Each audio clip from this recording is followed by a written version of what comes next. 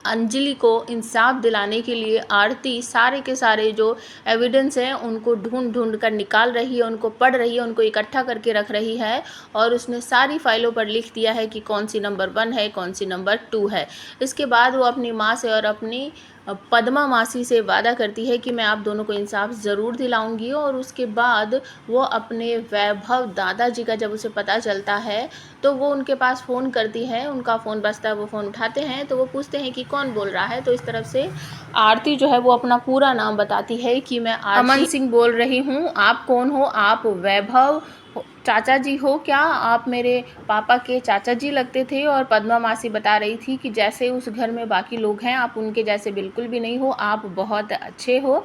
तो वैभव चाचू जो हैं उनकी आंखों से आंसू छलकने लगते हैं और वो कहते हैं बेटी तुम जिंदा हो, तुम जिंदा हो, हमें तो पता ही नहीं था। और आरती जो है वो कहती है हाँ मैं जिंदा हूँ।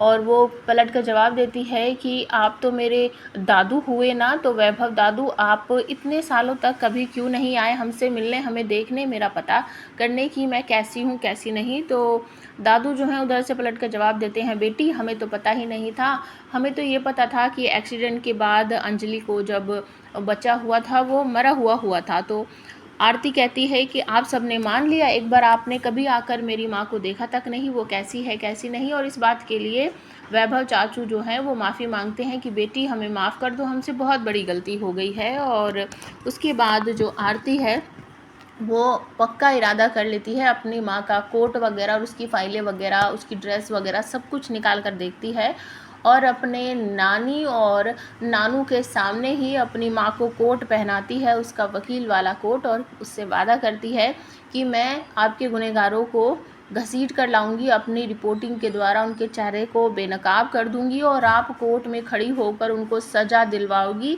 ये मेरा वादा है और आप भी मुझसे वादा करो कि आप ऐसा करोगी। तो जो आरती है वो सिर्फ अपनी पलकें झपकाती है क्योंकि वो बोल नहीं सकती। और उसके बाद अपकमिंग एपिसोड में आपको ये भी देखने को मिलेगा कि आरती जो है वो अपनी माँ का रूप लेकर हॉस्पिटल पहुँच जाती है और वहाँ जाकर एक नर्स से बातें करती है। नर्स देखकर चौंक जाती है कि ये कैसा हो सकता है, तुम तो बोल ही नहीं सकती, तुम कैसे बोल रही हो? तो आरती उससे कहती है हाँ मैं बिल्कुल ठीक हो गई हूँ, मैं बस चल फिर नहीं सकती, मैं बोल सकती हूँ और मुझे आपसे कुछ सवाल पूछने हैं। तो वो नर्स कहती है हाँ ठीक है बताओ। तो वो पूछती है कि तुम वही नर्स हो ना जिसने बताया था कि मेरा बच्चा मरा हुआ पैदा हुआ है राघव सिंह राजपूत के परिवार को? तो वो कहती है कि हाँ, कि ये किसने बोलने के लिए कहा था? तुम्हें अच्छी तरीके से पता है कि मेरी डिलीवरी जब हुई थी तो मेरा बेबी जो था, मेरा बच्चा जो था वो मरा हुआ पैदा नहीं हुआ था, तो तुमने झूठ क्यों बोला था? किसने कहा था तुमसे ये बोलने के लिए राघव सिंह राजपूत को?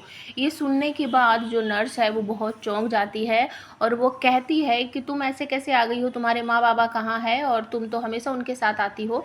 तो यहाँ पर जो आरती है, जो अंजलि बनी हुई है, वो कहती है कि अब मैं ठीक हूँ ना, इसलिए मैं उनको लेकर नहीं आई हूँ, वो घर पर है, उन्हें कुछ काम है। पहले मैं बोल नहीं सकती थी इसलिए वो मेरे साथ आते थे, लेकिन अब मैं बोल सकती हूँ इसलिए वो मेरे साथ आए हैं। तो आप हमें कमेंट करके बताओ ये नर्स उसका नाम बताएगी क्या?